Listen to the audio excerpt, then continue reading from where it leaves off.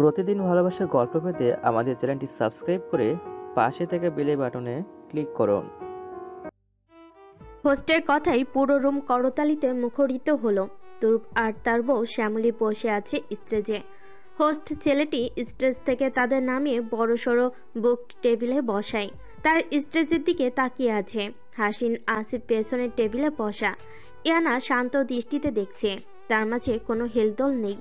হাসিন গোমরা মুখ করে মেয়েটাকে তাকিয়ে থাকতে দেখে বলে, Hey, anything wrong? But I hope everything is wrong. গান বাজনার কারণে হাসিন মেয়েটার কথা শুনতে পায়নি। ফলে সে ইয়ানাকে জড়িয়ে ধরে বসে রইল। আসিফ মিটিমিটি হেসে মুক্তির দিকে তাকায়। মুক্তি দেখে দূরত্ব বজায় রেখে বসল। মূলত ছেলেটার উপর বিশ্বাস নাই, কখন কি করে বসে খোদা জানে। হোস্ট ছেলের সাথে কিছু স্টাফ মিলে স্টেজ খালি করে সেখানে একটি টেবিল বসায়। বড় একটি কাচের কলসে কাগজের টুকরো রাখা হয়েছে। হোস্ট ছেলেটি এবার মাইক হাতে নিয়ে বলে, লেডিস এন্ড জেন্টলম্যান, আমাদের খেলা এবার আপনাদের মধ্যে যারা কাপল তারা প্লিজ স্টেজে এসে দাঁড়ান। অ্যান্ড ওয়ান কন্ডিশন, হাজবেন্ডের হাত ধরে রাখতে হবে, না হলে তো বুঝতেই পারবো না কার ওয়াইফ কার। Just kidding guys, please come. এক এক কাপল স্টেজের মধ্যে হাজির হয়। ইয়ানা তার নরম চামড়ার ডান হাতের তালু দিয়ে স্পর্শ করল হাসিনের ডান হাত। হাসিনের ভিমড়ি খাওয়ার অবস্থা। ইয়ানা খেলতে চাইছে। ড্যাপ ড্যাপ করে তাকিয়ে থাকতে দেখে ইয়ানা বিরক্ত কণ্ঠে বলে, চোখ দিয়ে প্লিজ গিলে খাবেন না, অকওয়ার্ড ফিল হয়। হাসিন চট করে চোখ জয় এদিক ওদিক করে। ইয়ানা চরম ক্ষোভ নিয়ে বলে, আপনাকে কি বলেছি আশপাশে তাকাতে? হাত ধরে স্টেজে নিয়ে চলুন, ওখানে বর বউয়ের খেলা হচ্ছে, আমরা একটু খেলা করে দেখি। ইয়ানা লাইফ গেম। হাসিন দ্বিরুক্তি করল না, ভাবলো মেয়েটার মুড সুইং হচ্ছে। আসিফ তার বন্ধুকে যেতে দেখে কাঁদো কাঁদো মুখ করে বলে, ইস, বন্ধুর ট্রেন চালু হয়ে গেছে আর আমার ট্রেন একটা কচুর লতি হয়ে বসে আছে। এই রে, না পারছি খাইতে, না পারছি হজম করতে, গলায় এসে আটকে রইল বজ্জাতি মেয়ে কোথাকার। মুক্তির মাথায় দপদপে আগুন ধরে গেল। সেরে গেমেকে দাঁড়িয়ে বলে, আসুন গেম খেলি, যদি না জিততে পারছেন বিলিভ মি 10 তলার বিল্ডিং থেকে ধাক্কা মারবো। ফাটা বেলুনের মতো ফুস হয়ে গেল আসিফের সাহস। ঢুক গিলে মাথা নেড়ে খেলবে না বোঝায়। কিন্তু মুক্তি ছেলেটাকে জব্দ করার মতো উপায় পেয়েছে। ফলস্বরূপ সে টেনে টুনে স্টেজে নিয়ে যায়। এনা গলা অবধি হঠাৎ ঘোমটা টানল। ব্যাপারটাই ভীষ্ম হয়ে যায় হাসিন। তার মতো স্মার্ট ছেলের পাশে ঘোমটাওয়ালি ইন্টারেস্টিং। হাসিনের ভাবনা সুতো কাটে তুরুপের কণ্ঠস্বরে। তুরুপ তার পাশেই দাঁড়ালো, হাত ধরে রেখেছে শ্যামলীর। ইয়ানা বিষয়টা অদেখা করলেও সে আপন মনে হাসিনকে জড়ায় রাখে। হোস্ট ছেলেটি এসে সবাইকে শুভেচ্ছা জানায়। এবার সে বড় একটি কলসি হাতে নিয়ে বর বউয়ের কাছে এলো। তুরুপ স্যার, ম্যামকে বলুন এখান থেকে একটা চিরকুট হাতিয়ে নেওয়ার জন্য। তুরুপ শ্যামলীকে ইশারা করে। শ্যামলী লাজুক হেসে কলসের ভেতর হাত ঢুকিয়ে দিল। সব চিরকুট হাতে একটা চিরকুট তুলে নেয়। হোস্ট ছেলেটি সেই চিরকুট গ্রহণ করে, কলসটি রেখে দিল আপন স্থানে। চিরকুট খুলে ভেতরে লেখাটি পড়ে বলে, ওয়াও, ফার্স্ট রাউন্ড খুব ইন্টারেস্টিং হবে সবার জন্য। সেটা হচ্ছে boys will find her wife. তার মানে এখানে যারা পুরুষ তাদেরকে চোখে পট্টি পরানো হবে। তারা তাদের ওয়াইফকে চিহ্নিত করবেন 3 জন মেয়ের মধ্য থেকে।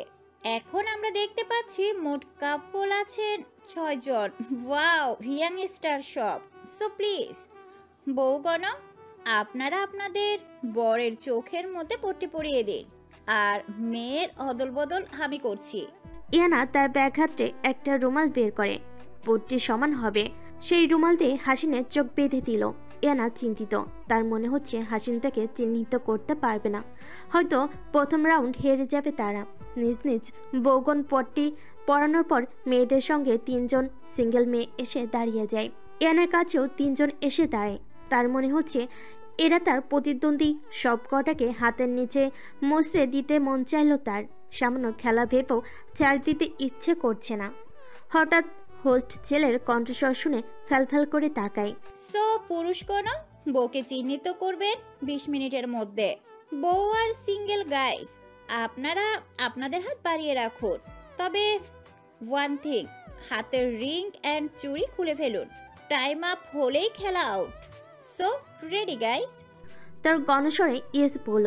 মেয়েরা রিং আর চুড়ি খুলে রেখে দিল। ঘড়িতে টাইমার সেট করে হোস্ট ছেলেটি বাঁশিতে ফুঁক দেয়। এক একজন তাদের বউকে চেনার চেষ্টা চালায়। হাসিন বুঝছে না, তবে তার বদ্ধ মন বুঝতে পারল মেয়ে চারজনের মধ্যে একজন ইয়ানা আসেই। সে তার আলতো হাত দিয়ে প্রথম জনের হাত স্পর্শ করে, ভালোমতো স্পর্শ করে তার গা রেডি করতে লাগলো। আসিফ প্রথম টাচই ভাবল এই মুক্তি। তার ঠোঁটের কোণে চওড়া হাসি ফুটল। মুক্তি দেখে দাঁতে কিরমির করে শব্দ করে আসিফকে শোনায়। আসিফ ঢোক গিলে ছেড়ে দিল সেই মেয়ের হাত। মুক্তি ফোঁস করে নীরব শ্বাস চাল, তবে আপন মনে বকতে ভুলল না। আসিফের বাচ্চা, তুই যদি আমার বদলে অন্য মেয়েকে ভেবে থাকিস তাহলে নিশ্চিত তুই আমার হাতে খুন হবি, কেউ বাঁচাতে পারবে না তখন। আসিফ মুক্তির হাত চেনার চেষ্টা করছে। ইয়ানা আর চোখে তাকায় তুরুপের দিকে। সে একদিনে টাচ করে যাচ্ছে। শ্যামলির মাঝে রাগ অথবা মন খারাপই লক্ষ্য হচ্ছে না, উল্টো তার কাছে মজা লাগছে এমন ভাব ফুটে আছে। তুরুপ যেই হাতটি ধরেছে সেই হাতেই স্পর্শ গভীর থেকে গভীরতর করছে। মেয়েটি ঘাবড়ে গেছে, হাত ছাড়াতে চাইলেও ছাড়ছে না। লজ্জায় ভয়ে মুখ খোলার চেষ্টা করলো না। ইয়ানার চোখে পুরো বিষয়টি দৃষ্টিবন্দী হয়ে গেল। তার মনে গজগজ আরম্ভ হলো, যেন সে এই পাপীকে এক তলোয়ারের আঘাতে গর্দান আলাদা করে ফেলবে। পরক্ষণে অহেতুক ভাবনা ভেবে সে চুপটি করে রইল। হাসিন তিনজন অচেনা নারীর হাত এক সেকেন্ড পরখ করেই ছেড়ে দিল। তার বেহাল দশা দেখে হাসি পেল ইয়ানার। বেখালে আশঙ্কিক আকাশকুসুম ভাবনার ঠেলে হাসিন ইয়ানার হাত স্পর্শ করলো। ঝটকা লাগলো তার শরীরে। হ্যাঁ, মেয়েটা তার ইয়ানা। এ ঝটকা খাওয়া শুধু তার ইয়ানার পক্ষ থেকেই পাই। আলগোছে হাত জোড়া জড়িয়ে নিল। হোস্ট ছেলেটি ঘড়ির দিকে তাকায়। গাইস, আর 5 মিনিট বাকি। আসিফও অবশেষে তার মুক্তির হাত চিনতে পারল। সেই সাথে অন্য এক কাপলও এক হলো। হাসিন আসিফ এক লাইনে এসে দাঁড়িয়েছে। মূলত তারাই সময়ের আগে বউ চিনতে পেরেছে। হোস্ট ছেলেটি দর্শক মণ্ডলীর দিকে তাকায়। কাউকে খুঁজছে তার চোখ। তখনই তার নজর পড়ে পেছনের বেঞ্চের এক মেয়ের দিকে। মেয়েটি অন্য কেউ নয়, স্বয়ং মনোহীরা নিজে। সেও এসেছে হট আউটফিট লুক নিয়ে। সে চোখের ইশারায় সম্মতি জানায়। হোস্ট ছেলেটি মাথা নেড়ে হাস্যোজ্জ্বল মুখে বলে, ওহো, তরফ স্যার তো লস খেয়ে গেলেন। আপনি আপনার ওয়াইফকে চিনতে পারছেন না? So shameless. তুরুপ খেলায় মগ্ন ছিল না। মেয়েদের স্পর্শকে সে উপভোগ করছিল। হোস্ট ছেলের কথায় তার পিত্তি জ্বলে উঠল। এবার সে ফোকাস হতে গেলেই টাইম আপ হয়ে যায়। ঘন্টা বেজে ওঠাই হোস্ট ছেলেটি সবাইকে থামিয়ে দেয়। হাসিন, আসিফ এবং সে আরেক ছেলেকে দাঁড় করিয়ে বলে, আমাদের ফার্স্ট রাউন্ডের উইনার কাপলস হলেন এরা তিনজন, তো please big claps for them. Iyana লাজুক হেসে তাকায় হাসিনের দিকে। সে পূর্বেই অবলোক তাকিয়েছিল। মেয়েটার দৃষ্টির জোড়া দেখে হাসিন চোখ ঘুরিয়ে নেয়। এক রাউন্ড শেষ হলো, আরও 2 রাউন্ড বাকি। হোস্ট ছেলেটি রোস্ট করায় তুরুপ এর বড্ড পীড়া লাগছে, তবে সামান্য খেলা বলে হেসে উড়িয়ে দিল। হোস্ট ছেলেটি কলস হাতে নিলে তুরুপ বাঁকা হেসে ভাবে এখন আবার কলস তার কাছে আনবে, কিন্তু তার ভাবনা উল্টে গেল। কলস পেল হাসিন আর ইয়ানা। হোস্ট ছেলেটি শ্রদ্ধাভাজন কণ্ঠে বলে, প্লিজ একটা চিরকুট নেন ম্যাম। ইয়ানা ভয়ে ভয়ে হাত ডুবিয়ে দেয়। একটা চিরকুট এলে সেটা হোস্ট ছেলেটিকে দেয়। সে নিয়ে সবার সামনে বলে, সেকেন্ড রাউন্ড অলসো ইন্টারেস্টিং। সময় 25 মিনিট আর খেলা হচ্ছে। পুরুষ তার বউকে কোলে উঠিয়ে রাখবে কাপড় ভাঁজের উপর। এখন এটা কেমনে বলি? ভাঁজ হবে 3টা, বড় বক্স, মিডিয়াম বক্স আর বৃত্ত। এই 3 আকৃতির মধ্যে প্রথম বড় বক্সের ভাঁজে থাকবে 10 মিনিট সময়, মিডিয়াম বক্সের ভাঁজে থাকবে 10 মিনিট সময়, আর বৃত্তের মধ্যে থাকবে 5 মিনিট সময়। এই 5 মিনিট কেন জানেন? কারণ বৃত্তের মধ্যে 2 পা অ্যালাউড করছি না। 1 পায়ে ভর রেখে বউকে কোলে রাখতে হবে। দেখা যাক সেকেন্ড রাউন্ডে বিজয়ী কারা। প্লিজ গাইস, পজিশন করে নিন। টাইম সেট করা শেষ, নাও স্টার্ট। হাসিন ইয়ানাকে কোলে উঠিয়ে নেয়। ইয়ানা ইতস্তবোধ করে। সে হাসিনের দিকে তাকিয়ে বলে, আমাকে নামিয়ে দিন, পেটে বড় বড় বাচ্চা আছে, আপনি পারবেন না, ব্যথা করবে হাতে, প্লিজ নামিয়ে দিন না। হাসিন নামালো না। মুক্তি আর আসিফও চিন্তিত হয়ে তাকিয়ে আছে। 10 মিনিট পর নামিয়ে দেয়। কাপল ডান্স করা হলো। আবার ইয়ানাকে কোলে উঠিয়ে নিল হাসিন। ইয়ানার কান্না পাচ্ছে। মানুষটা তার খুশির জন্য কোলে উঠিয়েছে। ইয়ানা হাসিনের কোল থেকে নামার জন্য চেষ্টা করে, তবে হাসিন গম্ভীর গলায় বলে, please I am to C.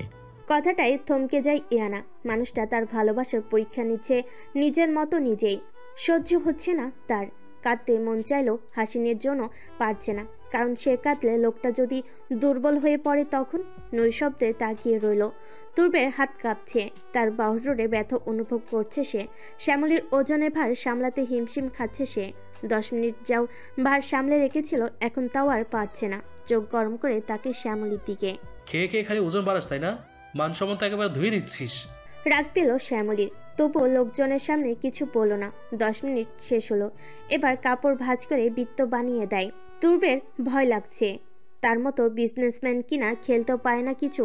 ছি, ভয়ানক সম্মানহানি তার বিয়েতে। হাসিনের হাতে ব্যায়ামের কারণে বাহুডোরে মাংসপেশির মতো হলো মৃদু আকারে ব্যথা পাচ্ছে। এক পায়ে ভর দিয়ে ইয়ানাকে কোলে নিল। সময়ের গতি বাড়ছে। 5 মিনিট সম্পূর্ণ হতে আর 15 সেকেন্ড বাকি। লোকমুখে উৎসুকতা। 3 জন কাপল হেরে গেল। তুরুপ, আসিফ, হাসিনার এক কাপল বাকি। তুরুপ আর সহ্য করতে পারল না, চট করে ফেলে দিল শ্যামলীকে। শ্যামলী আঘাত পেয়ে চিৎকার করে আর্তনাদ করে উঠল, কিন্তু কেউ পাত্তা দিল না। চোখের পলকে সময় শেষ। ঘন্টা বেজে ওঠে। এবারে বিজয়তাই রয়েছে হাসিন আর আসিফ। তুরুপের চোখ মুখ লাল হয়ে গিয়েছে। হোস্ট ছেলেটি শ্যামলীকে ধরে বসায়। তার আর খেলার মতো অবস্থা নেই। গলা ঝেড়ে হোস্ট ছেলেটি বলে, শেষ রাউন্ড মনে হয় আমরা খেলতে পারবো না। তুরুপ স্যারের ওয়াইফকে আহত লাগছে, তাই ওয়েট, খেলা হবে, তবে চিরকুট এবার আমি চয়েস করতে চাই। হোস্ট ছেলেটি মুচকি এসে কলসটি নিয়ে তুরুপের সামনে ধরল। তুরুপ এক পলক শ্যামলীর দিকে তাকায়। মেয়েটার বোধহয় নিশ্চয় জোরালো ব্যথা পেয়েছে, তাকে সে আর বাধ্য করবে না। তবে তার নজর পড়ে হাসিনের পাশে থাকা উদর বড় রমণীর দিকে। সে খেলার শুরু থেকেই খেয়াল করেছে হাসিনা সে চিপকে আছে একে অপরের সঙ্গে। রমণীর সাথে থেকে হাসিন জয়ী হচ্ছে, এ তার মানতে কষ্ট হচ্ছে। সে ভাবলো এবারে খেলার রুলস সে চেঞ্জ করে দেবে। ইয়ানা ষষ্ঠ ইন্দ্রিয় সাক্ষী লোকটার মতলব মন্দ দিকে যাচ্ছে। তুরুপ একটা চিরকুট হাতে বের করলো। হোস্ট ছেলেটি নেওয়ার জন্য হাত আগালে তুরুপ বলে, আরে হোস্ট বয় অনেকক্ষণ হোস্ট করে হাঁপিয়ে গেল নিশ্চয়ই। এখন আমি না হয় রাউন্ডটা স্টার্ট দিই। তুর্বের কথাই হোস্ট ছেলেটি হাত গুটিয়ে নেয়। সে পিছে সরে যায়। তুর্ব চিরকুট খুলল। লেখাটা পড়ে তুর্বের ঠোঁটের কোণে মিটি মিটি হাসি আসে। শ্যামলী চোখ পিটপিট করে তাকালো। তুর্ব গলা ঝেড়ে হাসিনের পাশে গিয়ে দাঁড়ায়। ভদ্রতা নাই, হাসিন মৃদু হাসে। খেলাটা হলো বউ অদল বদল করে কাপল ডান্স। হাসিন, ইয়ানা, আসিফ মুক্তি থমকে যায়। অন্যান্য কাপল বিড়ম্বনায় পড়ে গেল। তুর্ব দেখে বলে, আরে রিল্যাক্স গাইস, আমরা কি তুই অন্যের বউকে কবজা করে নেবো নাকি? হ্যাঁ, জাস্ট ফর চিলি গেম। শুধু 30 মিনিট ড্যান্স চলবে, যে যার মতো পারফর্ম করে দেখিয়ে দেবো। আর যে ড্যান্সের মাঝে নড়চড় পড়ে যাবে অথবা পারবে না সে আউট। ওকে, এখন চেঞ্জ হয়ে নিন সবাই। তুরুপ তার কথা শেষ করে সোজা হাসিনের দিকে তাকায়। তার চোখে নম্রতা ভাব। সে চোখ ঘুরিয়ে ঘোমটা দেওয়া রমণীর দিকে তাকায়। পরক্ষণে অসহায় বোধক চেহারা করে বলে, দোস্ত, তোর যাতে কষ্ট না হয় আমি ভাবির সাথে ড্যান্স করবো, তুই ইনসিকিউর ফিল করবি না। হাসিনের হাত শক্তপোক্ত করে চেপে ধরল ইয়ানা। তার গাল জ্বলে উঠেছে তুরুপের কথায়। তুরুপ ধরতে চাইলে হাসিন সেই হাত হ্যাসকা টানে সরিয়ে দেয়। সে থমথমে মুখ করে নেয়, তবুও হাল ছাড়ে না। মিলান হেসে বলে, কি ব্যাপার দোস্ত, ধরতে দে, আমি শুধু নাচের জন্যই ধরতে চাইছি। ইয়ানা হাত ছাড়তে রাজি নয়। অন্যথায় হাসিন অনর্থক হাত উঠিয়ে দিতে চাইছে তুরুপের উপর। আসিফ বিষয়টা খেয়াল করেছে। তুরুপের গায়ে হাত উঠালে এখানে উপস্থিত গার্ডদের সাথে হাতাহাতি হয়ে যাবে। তখন গুলিবিদ্ধ করতেও তারা একটুও ভাববে না।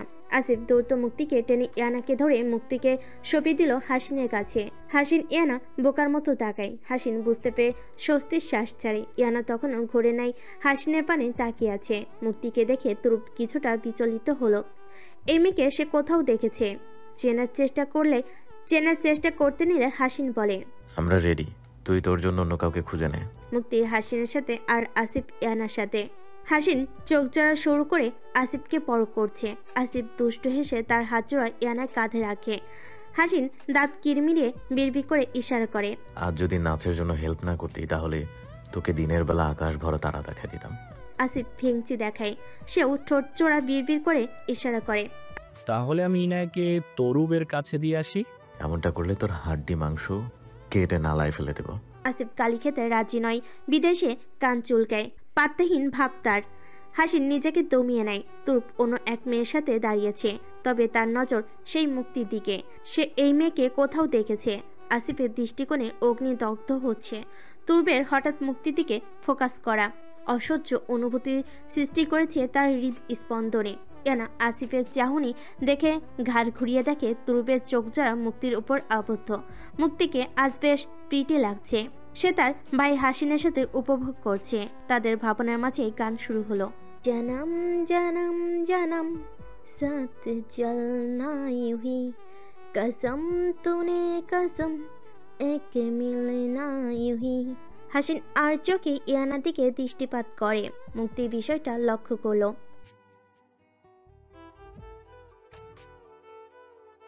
ইয়ানা উদাসীন হয়ে নাচ করছে, কিন্তু এখন নাচের সময় অদলবদল হওয়াই যায়। আসিফ হাসিনকে চোখের ইশারায় ধরার জন্য ইঙ্গিত করে। হাসিনের ঠোঁট জোড়া কিঞ্চিত ফাঁক হয়ে যায়। আসিফ একটানে মুক্তিকে নিজের বাহুডোরে নিয়ে ইয়ানাকে আলতো হাতে ধাক্কা দেয়। অবশ্য ছোট্ট ধাক্কা বলা যায়। গানের তালে ইয়ানা ভয়ে জড়সড় কারোর বুকের সাথে লিপটে যায়। লোকটাও তাকে ধরে হাত জোড়া আটকে নেয়। ইয়ানার ঠোঁটের কোণায় হাসি চলে আসলো। মুচকি হাসি দিচ্ছে সে। হাসিন তাকে বুক পাঁজর নিয়ে গানের তালে নাচ প্রদর্শনে মন দেয়। তুরবের রাগ লাগছে। হাসিন তার চেয়ে সবসময় এগিয়ে থাকে। এই দিক সে কখনো আমলে নিতে পারে না। হাসিনের কাছ থেকে মেয়েটাকে সরানোর জন্য ইচ্ছাকৃত পরের পদক্ষেপে নজর রাখে। তুর্ব হাসিনের অগোচরে তার পায়ে ল্যাং মারে। হাসিন ইয়ানার মাঝে ডুব থাকায় মুখ থুবড়ে পড়তে নিলে ইয়ানা তার হাতের জোড়া ডাবল ক্রস করে দেয় তুর্বকে। সে নিজের পায়ের হিলে সহায়তায় তুর্বের পুরো আঙ্গুল জোরালো লাত মেরে দেয়। তুর্ব ব্যথায় চোটে পড়তে নিলে তার নাচের সঙ্গী তাকে ধরে ফেল। তুর্ব ভাবল মেয়েটা মাঝে চলে আসে গরমিল হয়েছে। পরের পদক্ষেপে সে হাসিনকে হারিয়েই ছাড়বে। হাসিন ইয়ানার কোমরে হাত রেখে চট করে তাকে ঘুরিয়ে পেছন থেকে আগলে নেয়। ভরা ওদনে ইয়ানার কষ্ট হচ্ছে, তবুও সে এই তুর্বকে জিততে দেবে না। হাসিন মেয়েটার কষ্ট দেখে নাচের থেকে ফিরে যেতে চায়। ফিসফিসিয়ে বলে, না, আমি চাই, ইনায়া চাই ফার্স্ট হতে, প্লিজ। তার করুণ আকুতি শুনে হাসিন সতর্ক থাকার আপ্রাণ চেষ্টা করছে। গানের তালে ইয়ানা তার ভার ছেড়ে দিল হাসিনের বুকের উপর। হাসিন পরম আবেশে জড়িয়ে রেখেছে। মনোহীরার তীক্ষ্ণ নজর স্টেজে থাকা তুরুপের দিকে। তুরুপ যা ইচ্ছে করে হাসিন নামক ছেলেটাকে হারাতে চাইছে তা স্পষ্ট বুঝতে পেরেছে মনোহীরা। সে আর চোখে হোস্ট ছেলের দিকে তাকায়, কিন্তু হোস্ট ছেলেটি চোখের ইশারায় কোনো উপায় পাচ্ছিল না। বোঝায় হাতের সাইন ইঙ্গিতে। তুরুপের সামনে হাসিন আর ইয়ানা দাঁড়িয়ে আছে। তার মাথায় শয়তানি বুদ্ধি আসে। সে পা পিছিয়ে নিতে লাগলো ক্রমান্বয়ে। মনোহীরা দেখে শক্ত হাতে টেবিলের কভার চেপে ধরল। ইয়ানাকে একটানে সরিয়ে পুনরায় বুকের কাছে টান দেয় হাসিন। কৌশলে ইয়ানা হাসিনের সঙ্গে পিছিয়ে তার বাহুডোরে ধাক্কা দেয়। ভান এমন যেন সে বুঝতে পারেনি। হাসিন ঘাবড়ে তৎক্ষণাৎ ইয়ানাকে ধরে ফেল। দুজনের দৃষ্টি একে অপরের দিকে বন্দী হয়ে পড়ল। এক পা হাঁটু গেড়েছে হাসিন, ঝুঁকে পড়ল দুজনে। বলিষ্ঠ পেশিবহুল শরীরের সঙ্গে ইয়ানা নিজেকে নিয়ন্ত্রণ করার আপ্রাণ চেষ্টা করে। খানিকক্ষণ মহাবিষ্ট হয়ে পড়ে তারা। তখনই চিৎকার শোনা যায়। দুজনের নজর সরিয়ে স্বাভাবিক দাঁড়িয়ে যায়। মনোহীরা গোপনে মুখ টিপে হেসে দিল। তুরুপ স্টেজ থেকে সোজা শ্যামলির উপর পড়েছে। আসিফ আর মুক্তি না পারতে হু হু করে আবার হা হা করে হাসা শুরু করে। হাসির চোখ বড় বড় করে তাকিয়ে আছে।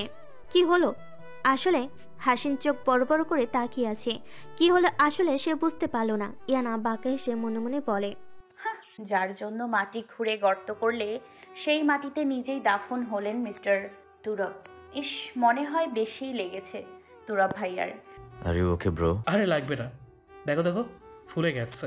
সবে হতবাক হয়ে চোখ বড় বড় করে তাকায় ইয়ানার পানে। ইয়ানা থতমত খেয়ে যায়। তুরুপের কপালের দিকে ইশারা করে বলে, আরে কপাল কপাল, Inaya don't means everything negative, okay? সবাই স্বস্তির শ্বাস ফেল। তুরুপ তিক্ত আক্রোশে ভরা চাহনি নিয়ে তাকিয়ে আছে ইয়ানার পানে। মেয়েটার ঘোমটার আড়ালে থাকা রহস্যময়ী চেহারা সে দেখতে পাচ্ছে না। ঘোমটা টেনে হিসে সরিয়ে দেওয়ার মতো পসিবিলিটি তার নেই। যদি সেই পসিবিলিটি দেখিয়ে দেয় তবে হাসিন তাকে আস্ত রাখবে না। হাসিনের অর্ধ পিস যেন এই ইয়ানা। তুরুপের বেহাল দশা দেখে উপস্থিত মেহমানগণ কানাঘুষা করে। মফিজ রহমান দাঁতে দাঁত চেপে বলেন, দেখুন, এখানে কোনো তামাশা চলছে না। আমার ছেলে আঘাত পেয়েছে। আপনারা এবার খেতে যেতে পারেন। খাবারের ব্যবস্থা হল রুমে করা আছে। Hey, come here, show them please. একজন স্টাফকে ডেকে মেহমানদের নিয়ে যাওয়ার জন্য কড়া দৃষ্টি দেন। হোস্ট ছেলেটির সাথে বেরিয়ে পড়ে মনোহীরা। তার গাড়ির নিকট এসে দাঁড়ায়। হোস্ট ছেলেটি আশপাশ তাকিয়ে বলে, ম্যাম, আপনার কথা মতো যত অপমান করার ছিল করিয়ে দেখিয়েছি। মনোহীরা বাঁকে হেসে পার্স হাতে টাকার বান্ডিল বের করে হোস্ট করা ছেলের পকেটে গুজল। ছেলেটি মনোহীরার রূপে সে কখন থেকে ডুবে আছে। এতটা কাছে আসায় বেচারা হৃদয় ধুকপুক করে উঠল। চোখ পিটপিট করে কাপা গলে জিজ্ঞেস করল, ম্যাম, এত কাছে ঘেঁষছেন কেন? মনোহীরাকে কৌশলে টাকা গুজে দিয়েছে তা বুঝতে অবধি পায়নি ছেলেটা। ঠোঁট কামড়ে সে চোখ টিপ মারল। ছেলেটি যেন এবার হুঁশ হারানোর মতো অবস্থা। ঢোক গিলে সে খানিক পিছিয়ে যায়। মনোহীরা ভুরু কুচকে জিজ্ঞেস করে, কি হয়েছে? পিছু গেলে কেন? এমনি আমি যাই। মনোহীরা আবেদনময়ী ভঙ্গিতে ছেলেটার নিকটবর্তী হয়ে ঠোঁটজোড়া কামড়ে ধরল। এই অভিনব চাহনি দেখে ছেলেটার শরীরে উষ্ণ উত্তেজনা সৃষ্টি হলো। সে ঢোক গিলে মুখ খুলতে চাইলে মনোহীরা নিজেই বলে ওঠে, Go. Your money is in your pocket. If you like, then we can have a coffee get today, cause I am free now. মনোহীরার কথায় চোখজোড়া ঝকমকে হয়ে যায় ছেলেটি। তৎক্ষণাৎ এস এস করে মনোহীরার সঙ্গে গাড়িতে উঠে বসল। মনোহীরা হাসল। ছেলেটি তাকে পছন্দ করে, অথচ কখনো মুখ ফুটে বলেনি। আদৌ বলছে না, তার একটা কারণ। মনোহীরা ফাউজিয়ার সঙ্গী বলতে গেলে সে তার রাইট হ্যান্ড। মনোহীরা গাড়িতে বসে গাড়ি চালু করার মাঝে ছেলেটিকে জিজ্ঞেস করে, তুমি আমায় এত ভয় পাও কেন? ছেলেটির হাসি উজ্জ্বল চেহারায় কালো আধার ছড়িয়ে পড়ে। মনোহীরার দিকে এক দৃষ্টিতে তাকিয়ে জবাব দেয়, খুব ভয় পাই, যেন খুব বেশি ভয় পায়। কারণ স্বজন হারানোর বেদনা আমি বুঝি। এই ভয় তোমার কারণেই। তুমি এর প্রথম, তুমি এর অন্তিম। মনোহীরা তৎক্ষণাৎ চোখের দৃষ্টি সরিয়ে রাস্তায় মনোদৃষ্টি ফেলে। তার মন পুড়ছে, বরঞ্চ ছেলেটির সামনে নিজেকে দমিয়ে রাখার আপ্রাণ চেষ্টা করছে। ছেলেটির নজর সরছে না দেখে মনোহীরা গম্ভীর গলায় বলে, নজর সরাবে নাকি আমি গাড়ি থামাবো? ছেলেটি মুখ বাঁকিয়ে বলে, এই মেয়ে ছোটবেলায় কি মধু খাওনি? করলার মতো তিতা কেন তোমার মুখের জবান এটা? এত প্রবলেম নামিয়ে দেই স্যার। আরে না না, পরিচিত হয়ে নেই, শুধু তো একটু দেখা হয়েই কাজ করিয়েছো। এবার না হয় মন আদান প্রদান হোক। মানে কি? মনোহীরা চোখ ড্যাব ড্যাব করে তাকালো। ছেলেটি মুচকি হেসে বলে, জোকি, I am Rusai Sikdar. Furniture কোম্পানিতে ম্যানেজার হিসেবে কাজ করি, তবে শখের বসে টুকটাক হোস্টিং করে থাকি, তাও টাকার বিনিময়ে। কেন, টাকার অভাব বুঝি খুব? মনিরা কথাটি মজার ছলে বলেছে, কিন্তু রুকায়াসের কাছে তা মনক্ষুণ্ণ হলো। সে মুখ ঘুরিয়ে জানালার বাহিরে দৃষ্টিপাত করে বলে, টাকার অভাব হলো মরণ ব্যাধি রোগ। এই টাকার জোর আছে বলে মানুষ প্রিয়জন হারায়, কাজে মনোনিবেশ করে, দুঃখ গুছিয়ে সুখ কুড়াতে পারে, ভালোবাসা করতে পারে। একবার টাকাহীন হয়ে দেখো, কেউ তোমায় চিনবে না, কেউ তোমায় মান্য করবে না। তুমি হয়ে যাবে সমাজের জন্য একটা ময়লা, যাকে না চেয়েও সবাই সহ্য করবে, কিন্তু পিঠ পেছনে চাইবে তুমি যেন নিজ থেকেই চলে যাও, যার জন্য তারা তোমাকে কটূক্তি ছেড়ে কথা বলবে না। মনোহীরার খারাপ লাগলো। সে কথার ভাঁজে যে রুকায়াকে কষ্ট দিয়ে ফেলেছে তার ছেলেটার কথার মধ্যেই আভাস পেয়েছে। গাড়ি চালানোর মাঝে মন দেওয়ার অবস্থায় সে মিলান গলায় বলে, বিশ্বাস করো, তোমার কথায় আমি কষ্ট পাইনি। তবে এটা সত্য, money is life and without money is lifeless. কিন্তু চাইলেই সব সম্ভব, যদি তোমার বিশ্বাস থাকে নিজের উপর আর উপরওয়ালার উপরে। I know, I also support this. প্রায় মিনিট খানেক বাদে তারা এসে পৌঁছায় ক্যাফেতে। শহরের নামি দামি কফি ক্যাফে, স্ন্যাক্স টাইপ সব এখানে পাওয়া যায়। মনিরা চাবি ঘুরিয়ে দরজা খুলতে গেলে খেয়াল করে তার দরজা খুলে দিয়েছে রুকায়াস নিজ হাতে। সে কবে বের হলো খেয়াল করেনি মনোহীরা। রুকায়াসের আপনত্বে মেয়েটির মধ্যে ঘোর লেগে পড়ে, তবে ততটা ঘোরে পড়ে না, কারণ সে পুরুষে বিশ্বাসী নয়। ছেলেটা যতই তাকে পছন্দ করুক, মনোহীরার কাছে তা শুধুই মোহ ব্যতীত শারীরিক চাহিদা ব্যাস। তাই সে কখনো ভালোবাসা নামক পিঞ্জারে আবদ্ধ হয়নি। হঠাৎ চোখের সামনে তুড়ি বাজানোর শব্দে ঘোর কাটল তার। চিবুক উঠিয়ে দেখে রুয়া ইস নামার জন্য ইশারা করছে। ও মৃদু শব্দ করে বের হয়ে দরজা লক করে দিল। দুজন মিলে ক্যাফেতে ঢুকে পড়ে। তুর্বের পাশে শ্যামলী জড়সড় হয়ে বসে আছে। মূলত তার মুখের উপর তর্ক করতে পারবে না সে। তুরুপ প্রচণ্ড রেগে আছে, যার দরুন তার সাথে কথা বলা মানে তার রাগকে প্রশ্রয় দিয়ে নিজের ক্ষতি করা। শ্যামলীকে এক মনে বকছে তুরুপ। সালি মগি, তোর ফিগার রেখে কি লাভ? সেই চর্বি জমাস। আজ থেকে ব্যায়াম করবি। তোর চেহারার এই হাল কেন? সবাইকে বুঝিয়ে দিতে চাস তুই ফাউজিয়ার ডুপ্লিকেট রূপ? নো নো, অ্যাট লাস্ট এই বোকামি করবি না। কারণ একবার যদি কথাটা লিক হয়ে যায় ফাউজিয়া মারা গিয়েছে অথবা নিখোঁজ হয়েছে, তবে টপ টাইকুন বিজনেসম্যানের র্যাঙ্কিং থেকে আমার নাম চিরতরে মুছে যাবে। আমি কোনো মতে নিজের ক্ষতি চাইছি না। তো সামান্য এক ভুল পদক্ষেপও আমার জন্য হুমকি স্বরূপ। আজ থেকে ফাউজিয়ার চাল চলত শিখবি। বিজনেস ক্লাসে যেন তোর looks, beauty, fashion, status and behaviour যেন ফাউজিয়ার মতো হয়। এখন থেকে তোর শিক্ষক হবেন mister John Rin, the German citizen. ওনার কাছ থেকে ফাউজিয়ার স্ট্যাটাস আর বিহেভিয়ার নিয়ে নানান পথ শিখতে পারবি। কারণ ফাউজিয়াকে দেখেছিলাম রাত বিরেতে ঘুমানোর আগে অবধি জন রিকিনের হিস্টোরিক্যাল লাইফ নিয়ে রিসার্চ করে পড়তে। কাল থেকে তার কথা মতো কাজ করবি। শ্যামলী আমতা আমতা করতে চাইলে তুরুপ আশঙ্কিক তার দুগাল এক হাতে চেপে ধরে দাঁত কিরমিরিয়ে বলে, পরিণতি ভালো চাইলে ভদ্র আর বাধ্যকন বই হয়ে শুনবে। কোনো প্রকার খেকু শোনার ইচ্ছে আমি পোষণ করছিলাম। Mind it. শ্যামলীর গাল ছটকা মেরে সরিয়ে দেয় সে। শ্যামলীর কাছে মনে হচ্ছে সে এখন যন্ত্র মানবী। তার একমাত্র পরিচালক হলো তুরুপ। সে আজ থেকে পরাধীন প্রাণীর মতো অন্যের রূপ, গাম্ভীর্য, ভাব, আচরণ, ব্যবহার অনুকরণ করে চলবে। শ্যামলীর মানতে কষ্ট হচ্ছে, তবুও মুখ ফুটে শব্দ করার সাহসে কুলোয় না তার। ফলে মাথা নেড়ে রুম ছেড়ে বেরিয়ে পড়ে। রুমের বাইরে অপেক্ষারত ছিল কয়েক জোড়া চোখের মালিক। বিয়ের মুহূর্ত শেষ হলেও আনুষ্ঠানিক উদ্বোধন এখনও বাকি, অর্থাৎ কেক এনে কেটে খাওয়ার রীতি এখনও পালন করা বাকি তাদের। হাসিন বুকের উপর হাত গুজে তাকিয়ে আছে। ইয়ানা উদরের ওপর হাত বুলিয়ে বুলিয়ে মিটিমিটি হাসছে। তার হাসির দিকে কারো নজর পড়ছে না। ঘোমটার কারণে কেউ তার চেহারা উপলব্ধি করতে পারেনি। হামজা আর সুরাইয়া ইবজিন চিন্তিত মুখে শ্যামলীকে জিজ্ঞেস করে, মা কি হয়েছে তোমার? তোর বাবা কি তোমাকে মেরেছে? তোমার গাল এমন লাল হয়ে আছে কেন? ঠিক আছে এখন? শ্যামলী গালের উপর হাত রেখে আমতা আমতা সুরে টান প্রয়োগ করতে চাইলে ইয়ানা ঢংমারা গলাই বলে, উফ মামুনি, বুঝলে না ওই লালচে দাগ অতি আদরের ফল, তাই না মিসেস শ্যামলী? শ্যামলী খেলা আরম্ভ হওয়ার পর থেকেই ইয়ানা কার্য দেখছে। তার কথা কেমন এক রহস্যের ঘ্রাণ পায় সে। তবে তুরুপের বন্ধুর বউ বলে সে মাথা থেকে কথাটা ঝেড়ে ফেলে, কিন্তু মেয়েটা পদে পদে তাকে অপমান করতে চায়নি। শ্যামলী জোরপূর্বক লাজুক হাসার চেষ্টা করে। হঠাৎ খট করে দরজা খুলে বেরিয়ে আসলো তুরুপ। অভদ্র পুরুষ, সুন্দর মুখশ্রী, কিন্তু কপাল ফুলে লাল হয়ে আছে। শরীরের মধ্যে মাংসল পেশি হাসিনের থেকে কম। হাসিনের মাংসল পেশি শরীরের সাথে মানানসই। হাইটও পারফেক্ট, তবে হালকা মেদ আছে মানুষটার। চুলগুলো ঝরঝরে একপাশে স্ট্রেট করে রাখা, গালের একপাশে ছপছপ মেস্তা বিদ্যমান। ফর্সা হয়ে মেস্তার দাগ সম্পূর্ণ না হলেও আংশিক বোঝা যাচ্ছে। ইয়ানা চাউনি হাসিন লক্ষ্য করেছে, তবে তাকে লজ্জা দিতে চায়নি। সে চায় মেয়েটা তাকে দেখুক, চোখ জোড়া ডিমের মতো বড়সড় করে দেখুক। তার চোখের সামনে হোক, অন্তরে হোক, বাহিরে হোক, তার চাউনিতে যেন সর্বদা সেই থাকুক। হাসিন আলগোছে ইয়ানার মুখখানা নিজের দিকে ঘুরিয়ে তার হাত ধরে সামনে আগায়। তুরুপ হাত মুষ্টিবদ্ধ করে নেয়। তার অজানা কারণে রাগ লাগছে, কিন্তু সে বুঝছে না তার রাগের কারণ কি। শ্যামলী গলা খাকারি দিয়ে আসার জন্য ইঙ্গিত করে।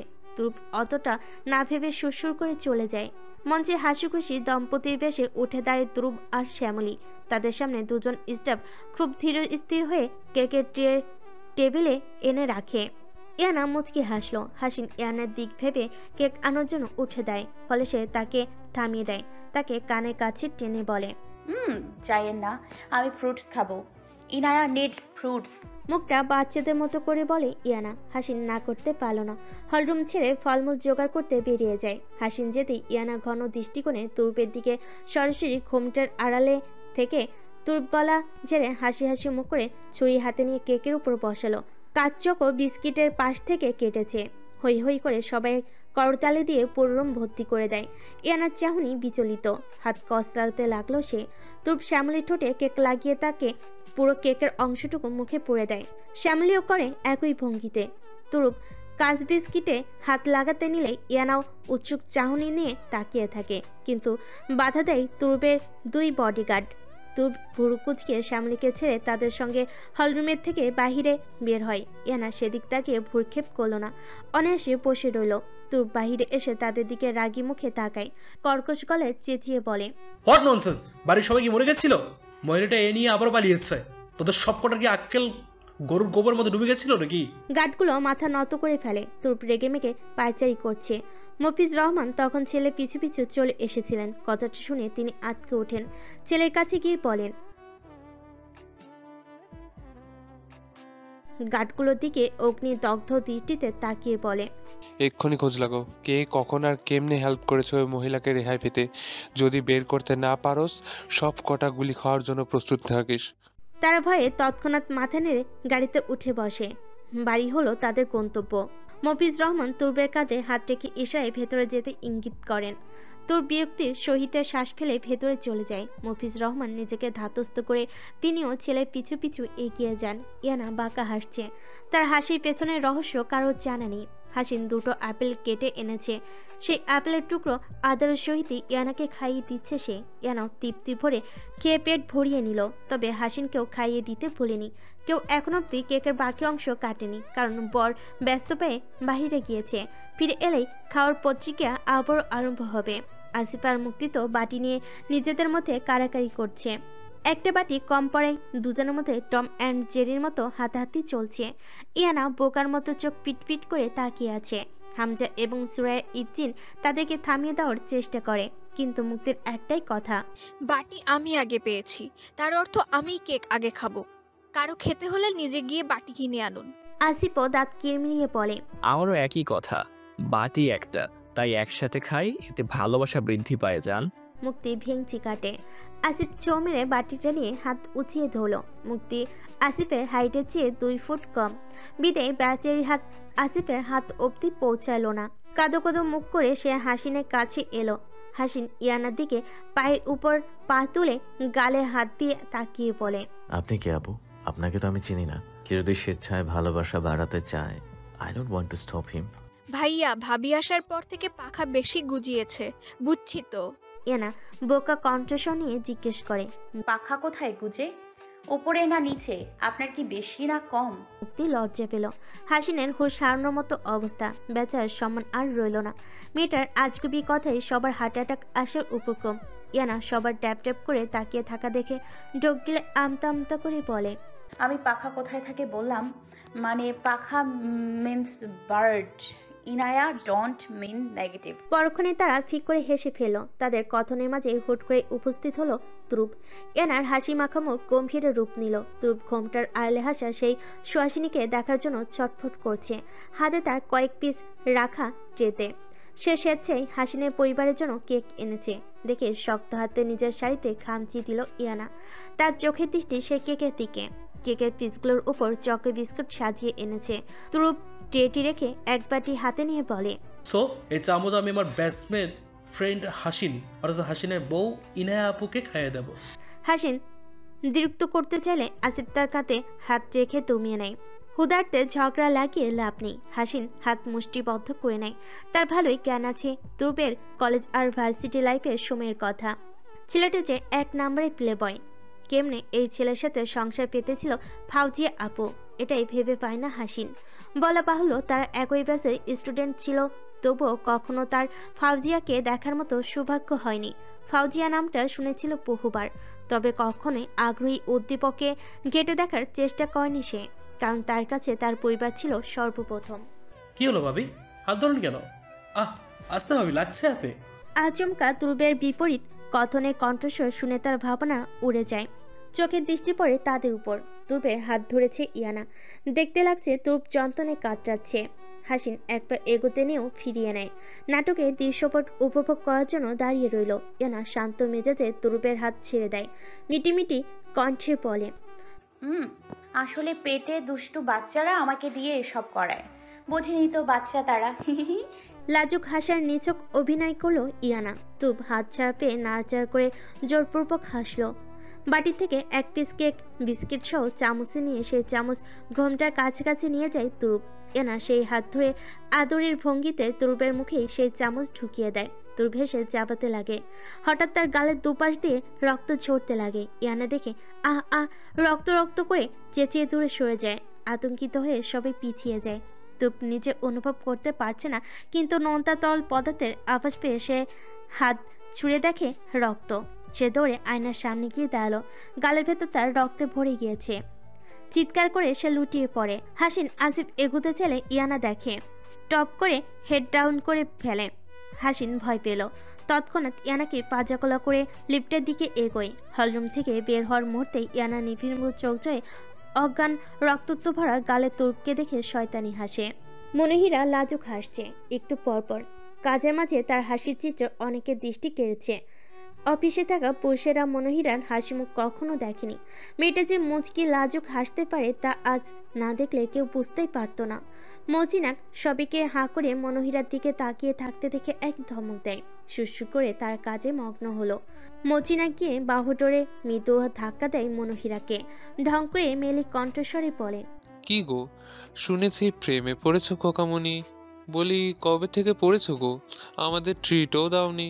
মনোহীরা হকচক খেলো। মৌচিনাক হুট করে এসে চমকে দেবে ভাবতেই পায়নি। আমতা আমতা করে আচমকা তার হাত ধরে করুণ গলায় বলে, দোস্ত প্লিজ প্লিজ ম্যামকে বলিস না, ম্যাম অনেক কষ্ট পাবে তখন। আর আমি প্রেম করছি না, just friends. You naughty girl. Don't forget ever. Girls always fall in love with her best friend's boyfriend. Huh. Whatever. Call the boyfriend. No no, I don't. দেখো, এইটা আমার বলার ছিল বলেছি। But I want to know who is the lucky boy. It's Ruaiz Sikdar, furniture কোম্পানির managing পদে কর্মরত। Oh, qualification check করা লাগবে। ধুরো, it's just our friendship, nothing else. মৌচিনাক বুঝলো মেয়েটা সহজে স্বীকারোক্তি দেবে না, বিধেই তপ্ত শ্বাস ফেলে বলে, বেবির সাথে কথা হয়েছে? মনোহীরার মন ঘুরে যায়। ফাউজিয়া ম্যাম কল করেনি আজ 5 দিন হয়ে গেল, অথচ ম্যাম কখনো একদণ্ড তুর্বের ব্যাপারে কথা না জেনে স্থির হয়ে থাকে না। মনোহীরা ফোন বের করে তৎক্ষণাৎ কল লাগায়। অন্যথায় call not out of reach বলছে। শুনে মনোহীরা চিন্তিত হয়ে ফোন নামিয়ে নেয় কান হতে। মৌচিনাক তার কাঁধে হাত রেখে জিজ্ঞেস করে, মন, anything wrong? I hope everything will fine. মৌচিনাকের সাথে চোকাচুকি হলো মনোহীরার। তখনই তাদের সামনে কেউ চলে আসে। সেই ব্যক্তিকে দেখে দুজন চোখ নামিয়ে নেয়। ব্যক্তিটি হাত মুষ্টিবদ্ধ করে নেয়, কর্কশ গলায় বলে, তোমরা তার পার্সোনাল সহযোগী। তোমাদের এতটা বেখেয়ালে যদি তার কিছু হয়েছে, তবে আমি নিজেও জানি না কি করব। মৌচিনাক অসহায় গলায় শোধায়, বড় স্যার, আমরা ম্যামের সাথে এই 5 দিন কথা বলতে পারিনি। আসলে ভ্যাম্পায়ার বার্ড আর ওলফদের সামলাতে হিমশিম খেয়ে যাচ্ছিলাম। সময় হাতে পাইনি বলেই যোগাযোগ করা হয়নি। আজ সকাল থেকেই তারা খুব শোর করছে, যেন তারা আজকে ফাউজিয়া ম্যামকে চোখের সামনে দেখতে চায়। তাদের থামিয়ে রাখতে না পেরেই মনের কাছে আসা। ব্যক্তিটি পূর্ণ দৃষ্টিতে তাকায় মনোহীরার দিকে। কিঞ্চিত মুহূর্তে রাগ কোথাও যেন মিটে গেল তার। নম্র হলেও হুমকির চাহনি নিয়ে বলে, খোঁজ লাগাও, কিন্তু আমি জানি ফাউজি যতই দুর্বল হোক, সে তার আত্মরক্ষা অবশ্যই করবে। মনোহীরা এস বড় ছাড় বলে বেরিয়ে পড়ল। মৌচিনাক সময় দেখে পোষা প্রাণীদের খাবারের ব্যবস্থা করতে চলে যায়। অন্যদিকে মুখ বাঁধা অবস্থায় বিছানায় পড়ে আছে ইয়ানা। তার চোখের সামনে বসে আছে জামিল। হিংস্র চাহনি তার। সেই সঙ্গে আরও দুজন অপরিচিত ব্যক্তিদের দেখা পাচ্ছে সে। ইয়ানাকে চোখ জোড়া খুলতে দেখে তার পৈশাচিক হেসে উঠল। চোখ পিটপিট করে তাকাচ্ছে মেয়েটা। আসলে 5 দিন যাবৎ ঘুমিয়েছিল সে। চৌপাশ নজর বুলিয়ে দেখলো সে তার বেডরুমে নয়, বরং সম্পূর্ণ অপরিচিত এক রুমে অবস্থান করছে। ধীরে ধীরে তার মাথার জোর হওয়া বয়ে যায়। পূর্বে ঘটনা তার মাথায় খেলে যায়, তবু তার মুখশ্রীতে ভয় ভীতির লক্ষ্য নেই, যেন সে এসব পরিস্থিতি পার করে এসেছে। জামিল তার বন্ধুর সাথে হাতে হাত মিলিয়ে ইয়ানাকে টিপ্পনি মেরে বলে, দোস্ত, এই মাইয়াটার ফিগার হট না? হ ভাই, খাস মাল এনেছিস একেবারে। 3 জনের ক্ষুধার্ত চাহিদার মূল উপহার। ইস, মায়ারে 5 দিন কেমন ঘুম দিলি? তোর কারণে 5টা দিন অনাহারে থাকছি আমরা। বলে হা হা করে পৈশাচিক হাসিতে মেটে উঠল জামিলরা। ইয়ানার চাহনি নিলিপ্ত। সে হামি দিয়ে উঠে বসলো। উদরের দিকে তাকিয়ে দেখলো তার উদরের অংশ ফুলে ফেপে আছে। কাপড়ের উপর দিয়ে লাল মার্ক করেছে এরা। চোখ জোড়া ক্রমশ রক্তিম হয়ে উঠল ইয়ানার। চিবুক তুলে তাদের দিকে তাকিয়ে জিজ্ঞেস করে, কে দিয়েছে এই দাগ? জামিলের বন্ধু সামনে এসে বলে, ইয়ানা শান্ত চাহনি ভয়ানক রূপ ধারণ করেছে। জামিল ভয় পাবার ভান করে তার হাঁটু সামনে বসে গিরগিটির মতো হাত জোর করে বলে, আফা আফা মাফ করে দাও। ও বাবা, কি রাগ রে, ভয় পেয়ে গেলাম। জামিল মাটিতে শুয়েই হাসতে লাগলো। তখনই তার চোখের সামনে কয়েকজন মানুষ জড়ো হয়। সাহিত্য জামিলের কপাল বর্বর কেউ বড় পিস্তল ধরে। চোখ দ্বারা বিস্মিত হলো জামিলদের। তার ভাবতেও পারেনি এরা এখানে আসবে। জামিলের এক বন্ধু এই গ্যাংকে চেনে। কাপা কাপা গলায় বলে, এফএস ম্যামের গ্যাং এখানে? Yes we are. আমাদের ফাউজিয়া ম্যাডামকে অপহরণ করার সাহস কি করে হলো তোদের? তোরা কি জানিস না এর পরিণাম কি হতে পারে? তারপর টকবকে এক পুরুষ সামনে এসে জামিলের বন্ধুর গর্দান আলাদা করে দিল। মনিরা সব গার্ডদের আঙ্গুল কেটে দিয়েছে। তার সবাই অবস্থান করছে এফএস গ্যাংয়ের বড় ময়দানে। মাথার উপর ৬-৭টি ঘুরন্ত ফ্যান। পুরুষটি ইয়ানা, মনোহীরা আর মৌচিনাক ব্যতীত সবার কাছে ফ্যানের বাতাস গায়ে লাগলেও স্থানটির চিত্র দেখে তার নরকপূর্ণ হাওয়া লাগছে। নরকের বাতাস তো উত্তপ্ত লাভা নেয়। ঠিক তেমনি অনুভব করছে জামিলের সঙ্গীরা। আতঙ্কগ্রস্ত হয়ে তারা মাটিতে হাঁটুকে বসে আছে। এক বন্ধুর মৃত্যুর দশা দেখে জামিলের গা গুলাচ্ছে। তার উপর দিয়ে তার পালিত গার্ডদের হাটের আঙ্গুল সমূহ কেটে ফেলার দৃশ্য দেখে দুই বন্ধুর জবান একেবারেই বন্ধ হয়ে গেছে। পোস্টের চাহনি দেখে ভয়ে প্রস্রাব করে দেয় জামিল। কি এক হিংস্র চাহনি, যেখানে দেখলেই কলিজা কেঁপে উঠবে। জামিল আর তার দ্বিতীয় বন্ধু ভয়ে কাঁপছে। আজ বুঝতে পেরেছে জামিল কেন সেদিন ইয়ানার হাত শক্তপোক্ত ছিল, কেন মনে হয়েছিল ছেলেকে সারা জীবনের জন্য চির নিশ্চিত করার পদ্ধতি ইয়ানার অবগত। ঢোক গিলছে তার বন্ধু কানে কাছে মুখ এনে ফিসফিসিয়ে বলে, শালা তোর সাথে এই এসএফ গালের শত্রুতা আছে? জানলে কখনো হেল্প করতাম না।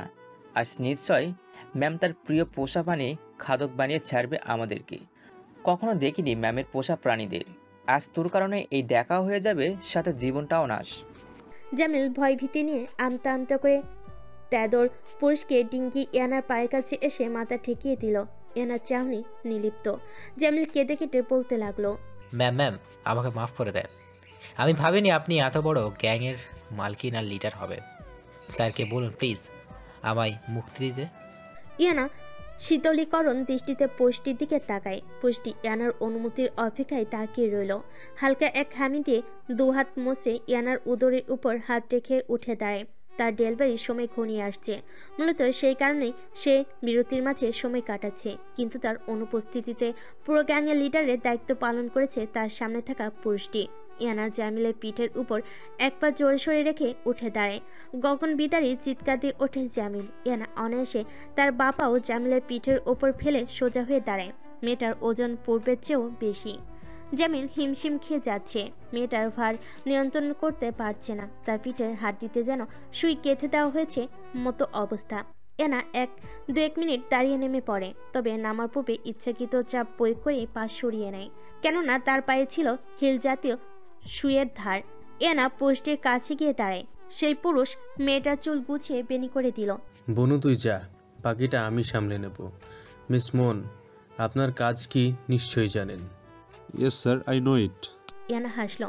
মনিরা এগিয়ে এসে ইয়ানাকে ধরে ধীর পায়ে গাড়িতে নিয়ে যায়। পুরুষটি ইয়ানার হাসির দিকে তাকিয়ে মৃদু হাসলো। পরক্ষণে শয়তানের চাহনিয়ে শক্তপোক্ত হাতে জামিলের ঘাট ধরে টেনে নিয়ে গেল এক রুমের মধ্যে।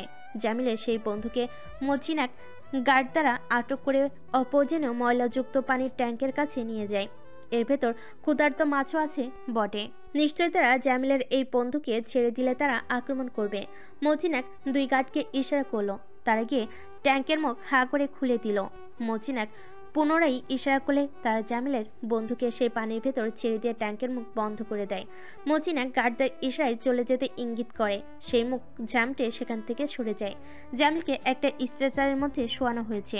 হাত পা বেঁধে দিয়েছে পুরুষটি। কাপা গলায় আকুতি মিনতি করছে জামিল। স্যার প্লিজ স্যার, আজ থেকে আর কোনো মেয়ের দিকে তাকাবো না স্যার, সত্যি। পুরুষটি গায়ে অ্যাপ্রন জড়িয়ে নেয়, মুখে মাস্ক, চোখে সাদা ফ্রেমের চশমা আর হাতে গ্লাভস। দেখতে পূর্ণ ডক্টরের বেশভূষায় পরিণত করেছে সে নিজেকে। জামিল ঢোক গিলছে। তার মন বলছে লোকটা নিশ্চয়ই মন্দ কিছু করতে চলেছে তার সাথে। এখন কি হবে? পুষ্টির দিকে গভীর দৃষ্টিতে চোখ বুলাতে দেখল অ্যাপ্রনের বুক পকেটে একটা আইডি কার্ড লাগানো। তার নজর সানাপাড়া হওয়ার উপক্রম। কার্ডিওলজিস্ট ডক্টর এনায়েত এর নাম ছাপানো সেই কার্ডে। লোকটির চেহারার দিকে পূর্ণ দৃষ্টি মেলে দেখল জামিল। হ্যাঁ, লোকটা অন্য কেউ নয়, বরং ডক্টর এনায়েত। এনায়েত বাঁকে এসে জিজ্ঞেস করে, নিশ্চয়ই বুঝতে পেরেছিস তোর সাথে কি হবে? যেটা হবে সেটা হবার যোগ্যই তুই। এনায়েত হাতে কেসি নিয়ে কোনো ওষুধ ছাড়াই জামিলের চিকিৎসা করতে মন দিল। কাঁচা মাংসের উপর কাঁচির ধারালো তীক্ষ্ণ ধার বসিয়ে বুকের বাঁ পাশ কাটায় মগ্ন হলো সে।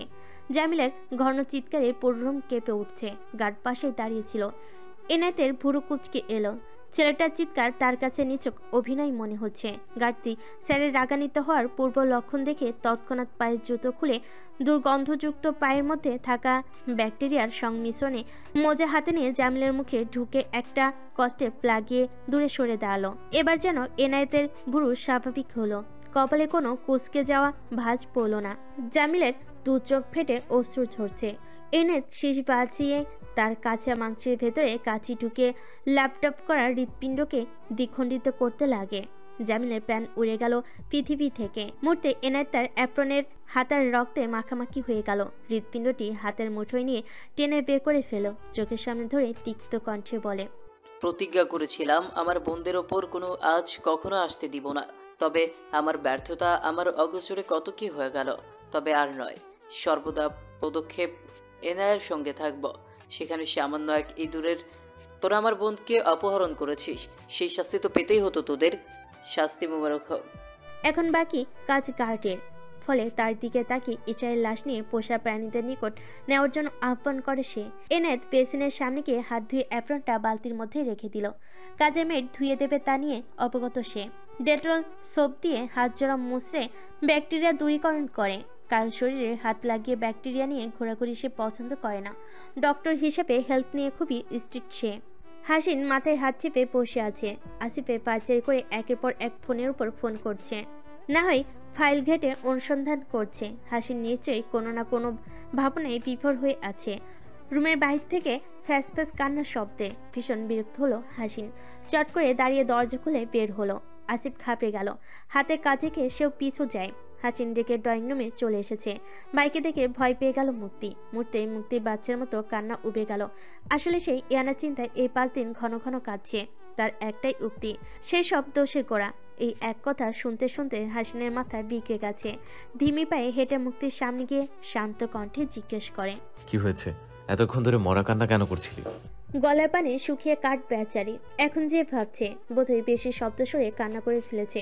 ঢোক গেলে মাথা নেড়ে কিছু না বোঝালো। আসিফ এসে নিজেও দাঁড়িয়ে যায়। বলতে গেলে তার এই মুহূর্তে অধিকার নেই বন্ধুকে তার বোনের উপর শাসন করা থেকে থামানোর মতো। কদম পিছিয়ে দাঁড়িয়ে রইল সে। হাসিন মুক্তির নিশ্চুপতা দেখে গলা উঁচিয়ে ধমকে উঠল। মুক্তি একটু ভীত প্রকৃতির মেয়ে, তার মনে সাহসিকতার সব নেই। হামজা মোটামুটি অভ্যস্ত ভাইয়ের শাসন করা দেখেছে সে, যেহেতু বড় বোন সেই হিসেবে তার অবগত ভাইয়ের রাগ সম্পর্কে। এই মুহূর্তে তার হাত বাঁধা। কথা বলতে গেলে হাসিন নিশ্চয়ই তাকে ছেড়েও কথা বলবে না। শ্রেয় ইভদিন ড্রয়িং রুম থেকে হঠাৎ উচ্চ স্বর শুনে ছুটে বেরিয়ে এলেন রান্নাঘর থেকে। কাজের বুয়া ভয়ে হাতের কাজ সব দিন করতে লাগলেন। মূলত তিনিও জানেন এই মহলে কারো শব্দে সবে ভয়ে থরথরিয়ে কাঁপে। ছেলেকে মেয়ের উপর রেগে থাকতে দেখে তিনি অশান্ত কণ্ঠে এগিয়ে এসে বলেন, বাবা ছোট্ট মেয়েটাকে ছাড় দে, বুঝতে পারিনি সে। আসলে ইনায়াকে এতদিন ধরে পাওয়া যাচ্ছে না, তাই বেচারি কেটে কেটে একাকার হয়ে গেছে। আজ থেকে ঠিক থাকবে সে। মা, আমার কথার মাঝে আর একটা কথাও না। মুক্তি, তোকে আমি পার দিয়েছি বলেই কি তার অপব্যবহার করছিস? চোখে দেখিস না আমি আসিফের বাবা, জেনারেল অফিসার আঙ্কেল সবাই তন্ন তন্ন করে ইয়ানাকে খুঁজে বেড়াচ্ছি। তাহলে তুই কোন সুখে বেশি বেশি অভিনয় করছিস বল আমাকে? মুক্তি ভাইয়ের ভয়ানক রাগান্বিত রূপে এই প্রথম সামনাসামনি দেখছে। কখনো যে মেয়ের উপর কেউ ধমকে দেয়নি সে মেয়েকে তার নিজের ভাই ধমকাচ্ছে। মুক্তির কষ্ট লাগলো। মাথা নিচু করে সরি বলে দৌড়ে রুমে গিয়ে দরজা লাগালো। হাসিন কপাল কুঁচকে চোখ বুজে দম আটকে শ্বাস ছাড়লো। গরম শ্বাসের সাথে তার মনের তিক্ততা প্রকাশ পাচ্ছে। আসিফ প্রেয়সীকে সামলানোর পূর্বে নিজের বন্ধুর কাছে যায়। তার কাঁধে হাত টেকে আশ্বস্ত নজরে দৃষ্টি দেয়। চিন্তা করিস না, আমরা খোঁজ চালাচ্ছি, দেখবি সব ঠিক হয়ে যাবে। ইনায়াকে ফিরে পাবো আমরা। ইয়ানা নামটা হাসিনের চিত্র জুড়ে ঝঙ্কার তুলছে। 5 দিন আপন সত্তার সাথে যে সে কত ছটফট করেছে সেটা শুধু সেই জানে। এক মনে ইয়ানার খালি বিছানার দিকে ঘন্টার পর ঘন্টা তাকিয়ে সময় পার করে দিত, তবুও নিশ্চয়ই বসে থাকতো না। শহরের আনাচে কানাচে ইয়ানার খোঁজ চালাতো, তবে ফলাফল ব্যর্থ এবং শূন্য পেত। আসিফের কথায় নিজেকে মেলে ধরার সাহস নেই হাসিনের, কারণ এই মেলে ধরার মতো মানসিক কষ্ট সে কখনো প্রকাশ করতে পারেনি এবং কখনো করেও দেখেনি। নকশিকার প্রতারণায় ও হাসিন ততটা ছটফট করেনি যতটা ইয়ানার নিখোঁজ হয়েছে। আদৌ তার কষ্ট হচ্ছে কিনা বলা মুশকিল, কারণ চেহারার দিক থেকে চিন্তিত নয়, গুরুগম্ভীর ভাব সুস্পষ্ট। হাসিন মাথা নেড়ে তৎক্ষণাৎ রুমের ভেতর গিয়ে দরজা লাগায়। আসিফ যায়নি, তাই এখন থানায় যেতে হবে। হাসিন রুমের মধ্যে এদিক ওদিক হেঁটে ফোন কলের অপেক্ষায় আছে। কাউকে সে মেসেজ করেছে, যার উত্তর পাওয়া যাবে 10 মিনিট পর। এই 10 মিনিটও যেন তার কাছে 10 বছরের সমান লাগছে। হাঁটাহাঁটির এক পর্যায়ে তার ফোনে টুং করে একটা শব্দ হলো। হাসিন তৎক্ষণাৎ ফোনে মেসেজ করে চেকিং দেয়। স্যার, আপনার থাইল্যান্ডে পাঠানোর মালামাল পৌঁছে গিয়েছে। এবার আমাদের বন্ধন আটুট এবং বেশি থাকবে। সেখানকার অফিসার আমাদের শুভেচ্ছা পাঠিয়েছে। থ্যাংক ইউ মিস্টার লেফটল্যান্ড হাসিন সওদাগর। অবশেষে বলছি, আপনি কোনো চিন্তা করবেন না। আপনার পাঠানো খবরের দ্বারা আমরা জানতে পেরেছি লোকেশনের শেষ সময়ে ইয়ানা ম্যামকে কেউ জোরপূর্বক অপহরণ করেছিল। এতে বিন্দুমাত্র এনভেলপ ছিল না। মিস মুক্তি ম্যাম, কাইন্ডলি জানান এতটুকু তথ্য যথেষ্ট কিনা। হাসিন স্তব্ধ হয়ে গেল। সে তো বরাবরই সেই ইয়ানার অপহরণের স্থানে গিয়ে খোঁজ করেছে। কোনো সন্দেহভাজন জিনিস তার চোখে আটক পড়েনি। ফোনটা চার্জার বোর্ডে লাগিয়ে রুম থেকে বের হলো। সোজা গিয়ে মুক্তির রুমের দরজায় টোকা দেয়। রুমের থেকে এখন অবধি ফুপিয়ে কান্নার মৃদু শব্দ ভেসে আসছে। হাসিনের কাছে নিজের উপর রাগ লাগছে। সে কেন তার ছোট বোনকে কষ্ট দিল। মনকে শান্ত করে নম্র গলায় বলে, মুক্তি দরজা খুলে দেয়। কিছু কথা আছে তোর সাথে। আই এম সরি, আর কখনো তোকে আঘাত করবে না। তাও দরজা খুলে দে ভাই। মুক্তি নিজেকে অস্বাভাবিক বুঝিয়ে শান্ত করে কৃত্রিম হাসি দিয়ে দরজা খুলো। হাসিন বোনের চেহারার দিকে তাকিয়ে চোখ নামিয়ে নিল। ফুলের মতো বোনটাকে অযথা পকে দিল সে। ব্যাটম্যানার হাতের আঙ্গুলকে ব্রাশ বানিয়ে মাথার চুল ঠিক করে বলে, ভাইকে কি সারাদিন বাইরে দাঁড় করিয়ে রাখবি, না আমি তোর মুখের মধ্যে একটা ঘুষি মেরে নাক ফাটাই দিব? মুক্তির এবার রাগ লাগছে। আচমকা সে হাসিনের চুল ধরে বসকাতে লাগলো। মুক্তির কাণ্ডে হাসিন কাঁদবে না হাসবে বুঝতে পারলো না। জোরে চাপ পড়ে বেচারাও আহ আহ করতে লাগলো। হাসিন উপায় না পেয়ে মাপচার ভঙ্গিতে বলে, আরে থাম থাম, শোন, ভিকটিম তুই, তাই তোর থেকে আমার ফুল ডিটেলস শুনতে হবে। মুক্তি থেমে যায়। ভাইয়ের কথায় শান্ত হয়ে বিছানায় গিয়ে বসে পড়ে। হাসিন এবার বিছানার পাশে চেয়ার টেনে বসলো। হাত জোড়া একত্রিত করে শান্ত গলায় জিজ্ঞেস করে, তোরা ফুচকা খেয়ে যেয়ে তোদের সাথে ঠিক কি হয়েছিল? আর ইনার অজ্ঞানের কথা তুই ফোনেও জানিয়েছিলি। তারপর তোর চোখের সামনে থেকে কেমনে মেয়েটা হারিয়ে গেল? মুক্তি ভাবতে লাগলো তখনকার ঘটনা। ইয়ানাকে নিয়ে এই প্রথম ফুচকার দোকানে এসেছে মুক্তি। মূলত বাসার সবাই স্পাইসি খাবার খেতে মন চাইছে। সেখানে পুরুষদের ইনভলভ করতে চায়নি তারা, কেননা তখন তারা নিজেদের কাজে ব্যস্ত ছিল। মুক্তি 3-4 প্যাকেট ফুচকা কিনে নেওয়ার সময় ইয়ানার চোখ পড়ে ফুচকার দোকানের বাইরে থাকা হাওয়াই মিঠাইয়ের দিকে। কয়েক পিস হাওয়াই মিঠাই নিয়ে এক ছোট ছেলে দাঁড়িয়ে থেকে সবার কাছে বিক্রি করছিল। ইয়ানা কয়েক পলক মুক্তির দিকে তাকিয়ে বোঝার চেষ্টা করছে যে তার হয়ে গেল কিনা। যখন বুঝলো এখনো হয়নি, বিদেশে নিজের হাওয়া মিঠাই কেনার জন্য মুক্তির অগোচরে বের হয়ে পড়ে। সে 40 টাকায় 2 পিস নেওয়ার পরপরই কেউ তার মুখের উপর স্প্রে করে দেয়, যা সম্পূর্ণ অজানা মুক্তি। তবে হ্যাঁ, সে পেছন মুড়ে দেখেছে ইয়ানাকে ফুচকার দোকানের বাইরে মাথা ঘুরে লুটিয়ে পড়তে। মুক্তির তৎক্ষণাৎ ছুটে যেতে নিলেই দোকানদার তাকে থামিয়ে টাকা চাইল। মুক্তির দুশ্চিন্তায় তড়িঘড়ি করে টাকা পে করেই প্যাকেট না নিয়ে বাইরে এসে থমকে যায়। চোখের সামনে লুটিয়ে পড়া জলজ্যান্ত নারীর দেহটি নিশ্চিহ্ন, কোথাও তার চিহ্ন অবধি চোখে পড়ছে না। মুক্তির হতবিহ্বলের মাঝে দোকানে কাজ করা এক ছেলে এসে প্যাকেট ধরিয়ে দেয়। মুক্তির ফুচকার প্রতি ক্রেভিংও তখন মিটে যায়, কেননা তার মন বলছে সে প্রকৃতপক্ষে দোষী। না হলে কি কখনো ইয়ানাকে হারিয়ে ফেলতো সে? সেই তো জোরপূর্বক মেয়েটাকে অসুস্থতার মাঝে বাহিরের পরিবেশে পা মেলে দিয়েছিল। ভাবনার মাঝে তার চোখ জোড়া থেকে টপটপে পানি পড়তে লাগে। মুখে হাত চেপে কেঁদে উঠল মেয়েটা। মুক্তির কান্না দেখে হাসিনের খারাপ লাগছে। মুক্তি নিজেকে শান্ত করার প্রয়াসে মাঝেই কথাগুলো বলে দেয়। হাসিন শুনে পিড়পিড় করে বলে, বোন চিন্তা করিস না, যে বা যারাই অপরাধ করেছে তাদের তোর এই ভাই মোটেও ছাড় দেবে না। সব কটা জান কবজ করে থেতলে দেব। আমার কলিজায় হাত ফেলা 4টি আনা কথা নয়। এনায়াকে পাতালপুরীর মাঝে লুকিয়ে রাখলেও সেখান থেকে আমি তাকে ছাড়িয়ে আনবই। ইয়ানা দাঁড়িয়ে আছে আলিশান এক মহলের সামনে। মহলটির নাম ভীমের মেলা, অর্থাৎ এখানে এক একজন ভীমরুলের মতোই তোখর আর বুদ্ধিদীপ্ত। মনিরা তাকে ধরে এক রুমের সামনে এনে দাঁড় করায়। এনা চোখের ইশারায় চলে যেতে ইশারা করে। মনিরা মাথা নেড়ে সরে যায়। এনা ভিড়িয়ে রাখা দরজা খুলতে শীতলত্ব অনুভব করলো। বোধহয় এসির পাওয়ার বাড়িয়ে দেওয়া হয়েছে। এনা সপ্তপণে এসির পাওয়ার স্বাভাবিক ডিগ্রিতে এনে এসি রিমোট ওয়ার্ড্রোপে রেখে বিছানার নিকট এগিয়ে গেল। বিছানায় শায়িত থাকা ব্যক্তির দিকে কয়েক পলক তাকিয়ে তার হাতের কাছে বসে ব্যক্তির হাত জোড়া আঁকড়ে ধরে বলে, কেমন আছিস? নিশ্চয়ই রাগ করেছিস। আমি এতদিন তোর সাথে কথা বলতে আসিনি দেখে। কি করব বল, নাটক করতে হচ্ছে আমার, না হলে যা আমি হেরে যাব। তুই চিন্তা করিস না, আমি আজ থেকে আবারও লক্ষ্যের দিকে ফোকাস করব। তখনই ইয়ানার কাঁধে কেউ হাত রাখে। এনা মাথা তুলে দেখলো ডক্টর এনায়েত। এনা ফুপিয়ে কেঁদে দিল। ভাইয়ের হাত ধরে বলে, ভাই ওকে বলো না উঠে যেতে, তার ফাউজি খুব মিস করছে তাকে। এনায়েতের চোখও ঝাপসা হয়ে এসেছে। বোনের মাথায় হাত বুলিয়ে বলে, সেই স্বার্থপর, তাই সে উঠবো না এখন। তোর থেকে তোর লক্ষ্যে ফোকাস রাখতে হবে। এনা ওরফে ফাউজি চোখের কান্না মুছে শক্ত গলায় বলে, হ্যাঁ, আমি আমার লক্ষ্য থেকে পিছু হাঁটবো না। আমি আমার দাপট ধরে রাখবো। আজ পর্যন্ত যত মার মেরেছি ততই আমি পরিপক্ক হয়েছি। আর ভাইয়া, তোর প্রতিও আমি চিরকৃতজ্ঞ। তুই না থাকলে আমি কখনো হাসিনের চোখ ফাঁকি দিয়ে কোথাও যেতে পারতাম না।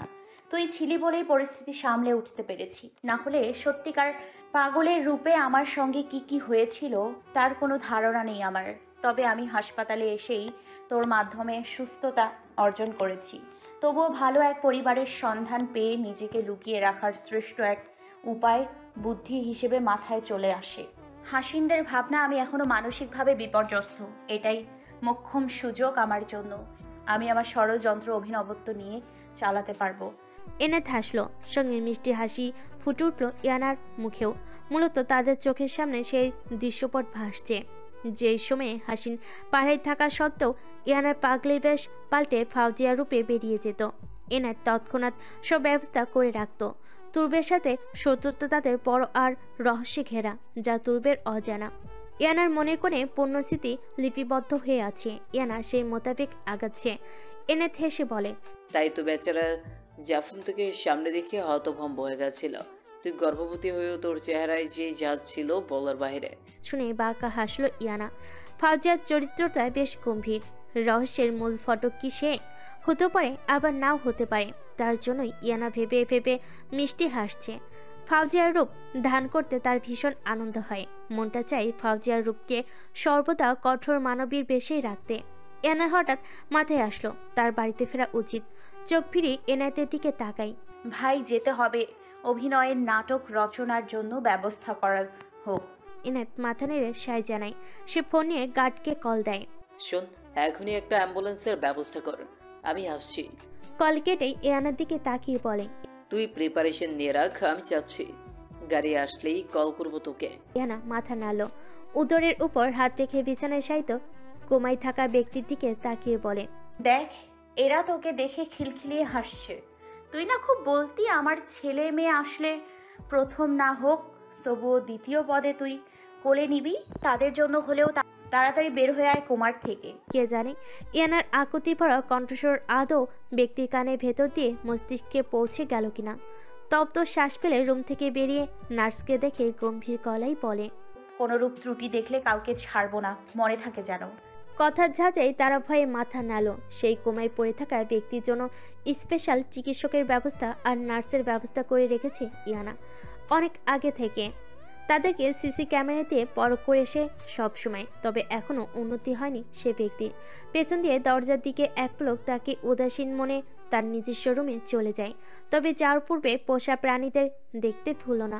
অনেকদিন পর মালিককে দেখে তারা খুশিতে উহ করে ওঠে। উলফের শব্দে ভ্যামবার্ডস পাখা ঝাপটে দৃষ্টি আকর্ষণের প্রয়াস করলো। ইয়ানা তাদের মাথায় হাত বুলিয়ে বলে, আমার প্রিয় পোষাগণ, তোরা এইভাবেই সঙ্গে থাকিস। তার যেন মুহূর্তে বুঝে গেল ইয়ানার আদেশটি। পুনরায় শব্দ করে সম্মতি দিল। ইয়ানা হেসে বলে, আজ আবারও তোদের জন্য সুস্বাদু খাবারের ব্যবস্থা হবে। পেট ভরে খাস সবাই। ইয়ানা সেখান থেকে বেরিয়ে মচিনাকের সাথে মৃদু সময় কাটিয়ে রুমে মুখ হাত ধুয়ে কাপড়কে স্যাকা কাটা দিয়ে মুখে রক্ত এর ঘন লাল ছাপ, গালের চরের দাগ ইচ্ছাকৃত বসে বিধ্বস্ত নারী হিসেবে উপস্থাপন করার প্রস্তুতি নিয়ে ফেলো। নিজেকে এক পলক আয়নায় দেখে শরীরের উপর চাদর জড়িয়ে বেরিয়ে পড়ে। ইতিমধ্যে এনায়েত অ্যাম্বুলেন্সের মধ্যে অপেক্ষায় ছিল। ইয়ানা আসতেই তারা শহরের রাস্তায় বেরিয়ে যায়।